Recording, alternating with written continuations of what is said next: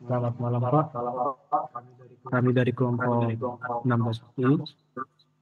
Hari ini kami akan mempresentasikan proyek dashboard kami yaitu Kamus Digital. Perkenalkan Pak, nama saya Abbas Garingbing dengan NIM 046. Perkenalkan Pak, nama saya Kristina Simanjunta dengan NIM 056. Perkenalkan Pak, nama saya Wanda Tabita Said dari NIM 4332401. Baik, di sini kami akan mempresentasikan proyek kami.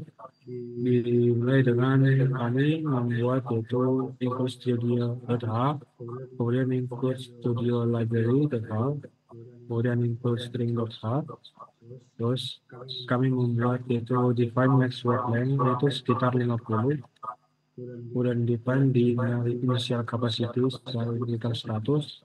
Kemudian lecture file ataupun kamus txt-nya itu di theory.txt.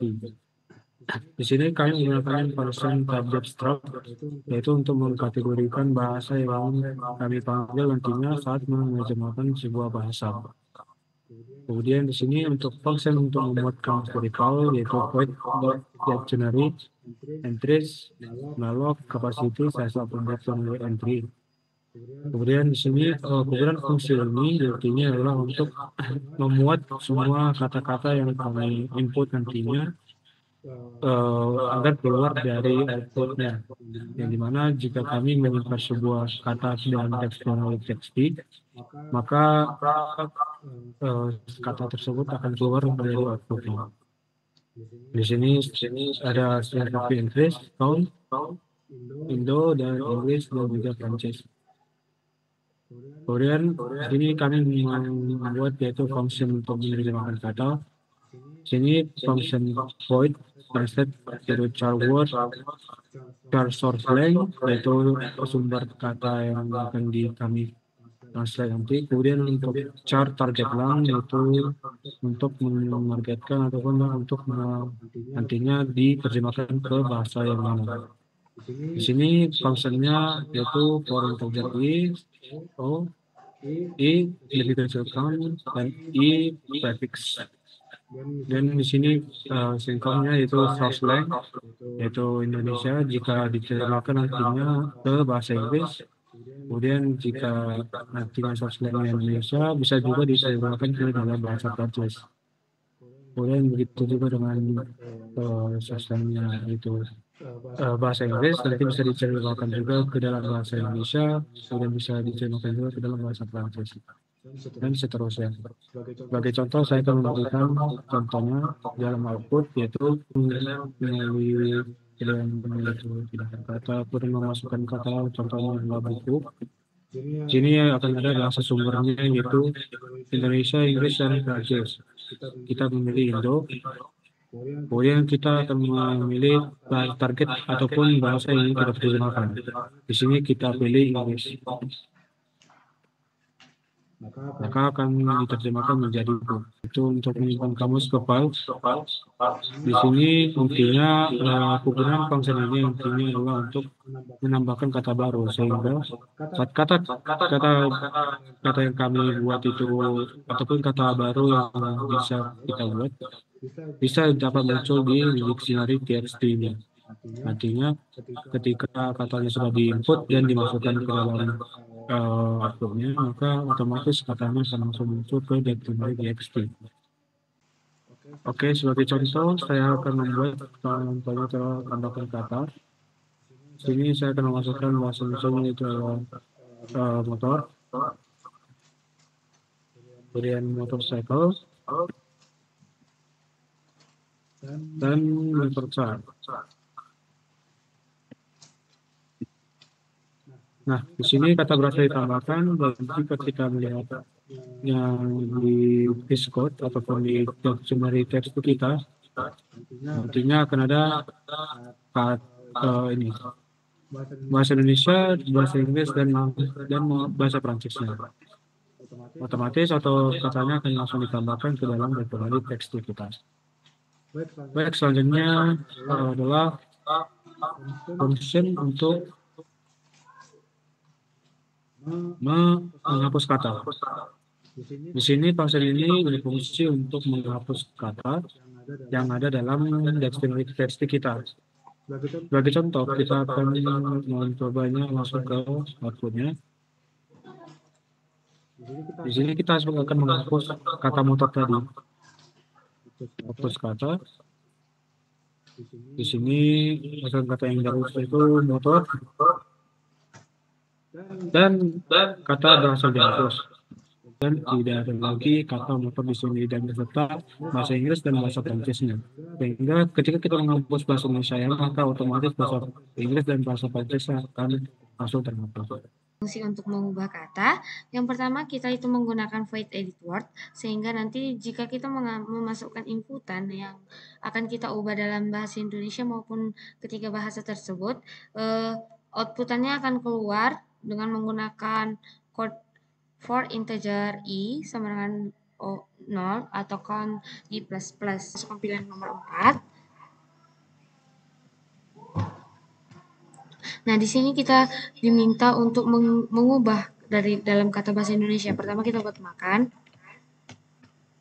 Baru dalam bahasa Indonesia lagi kita buat makan. Sehingga dalam bahasa Inggris akan meminta inputan juga. Dan meminta inputan di bahasa Prancis. Kita buat sebagai contoh.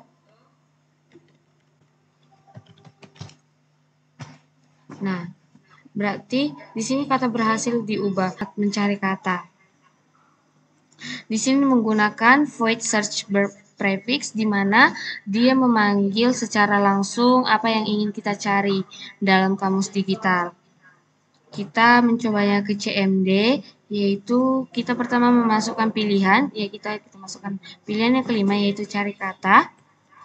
Yang kita cari kita buat contoh uap. Nah, pada kamus yang kelima itu masukkan kata kunci untuk mencari uap. Jadi nggak bisa langsung mencari langsung kata uap. Jadi kita harus membuat inisialnya.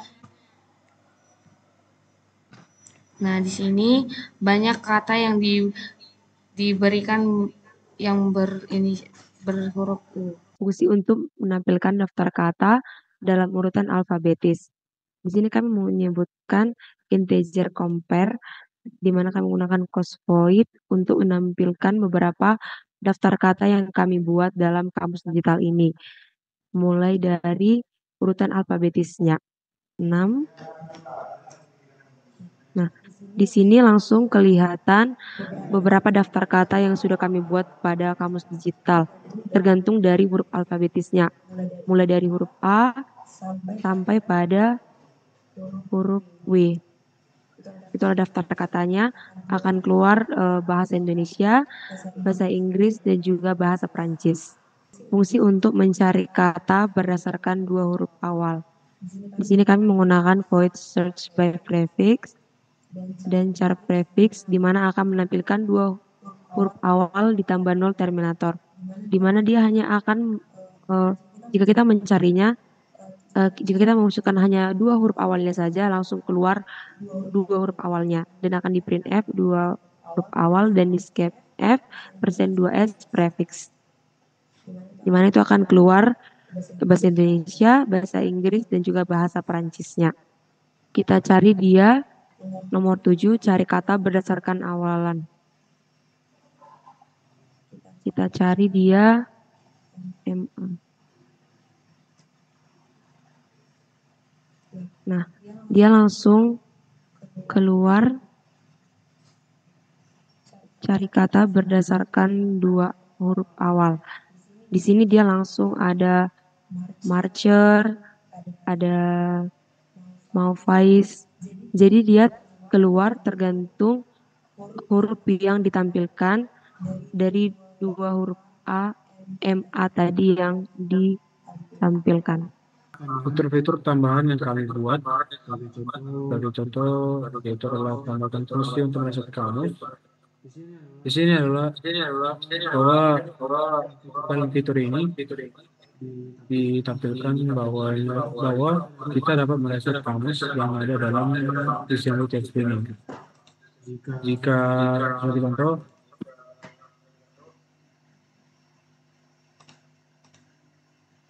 Di sini saya akan mereset kamus. Nah, di sini karena akan ada muncul peringatan bahwa apakah Anda yakin ingin mereset kamus, semua data akan hilang. Di sini tergantung usernya antara memilih yes or no. Jika dia memilih no, maka reset dibatalkan. Dan jika dia memilih yes, maka seluruh kata-kata yang ada dalam dictionary text-nya akan otomatis hilang. Kemudian selanjutnya untuk function yaitu tutorial lainnya itu melakukan fungsi untuk backup kamus. Di sini jika user ingin membackup kamusnya atau semua kata-kata yang ada dalam kamusnya, user dapat memilih itu untuk backup kamus dengan sebagai contoh di sini. Namun sebelumnya, sini user harus membuat itu yang namanya dictionary backup.txt agar nantinya semua kata yang ada dalam dictionary text ini bisa ditransfer langsung ke dictionary backup.txt. Jadi kita akan ceritakan yaitu dictionary backup.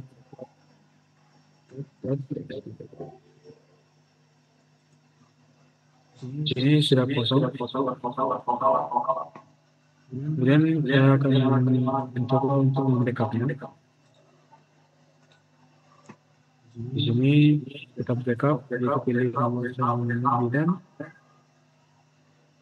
dan backup berhasil disimpan ke dictionary backup.txt. Setelah itu nantinya kita membuka dictionary backup.txt, maka akan muncul semua kata-kata yang ada dalam dictionary txt. Lanjut ke fitur lainnya itu untuk merestore kamus. Jika dictionary text-nya telah terhapus dan kita sudah melakukan backup, nantinya kita bisa merestore kamus ini dari dictionary backup.txt ke dalam dictionary.txt. Kemudian ini function untuk memfilter kata berdasarkan bahasa. Di sini kami membuat yaitu functionnya seperti ini. Jika dipanggil misalkan bahasa Indonesia, maka nantinya bahasa Indonesia, semua kata-kata bahasa Indonesia akan muncul di dalam artinya. Begitu juga dengan bahasa Inggris dan bahasa Perancis. Kemudian sebagai contohnya bagi berikut. Kita pilih filter berdasarkan bahasa, pilih bahasa, contohnya Indo, maka semua kata yang berhubungan dengan bahasa Indonesia akan muncul di sini.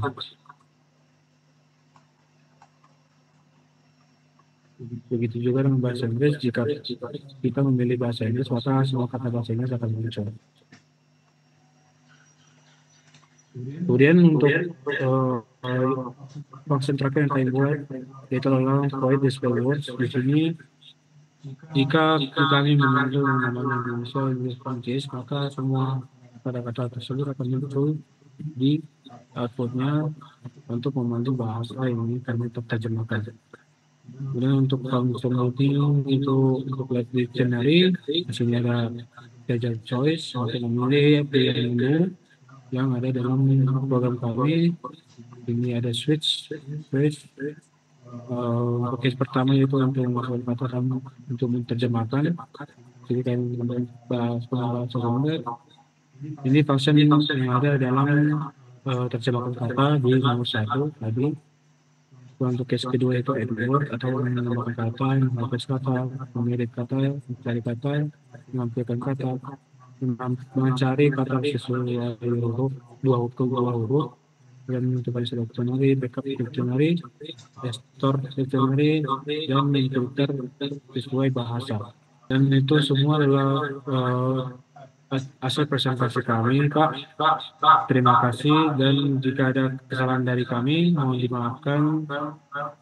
Sekian dari kami, terima kasih, Pak.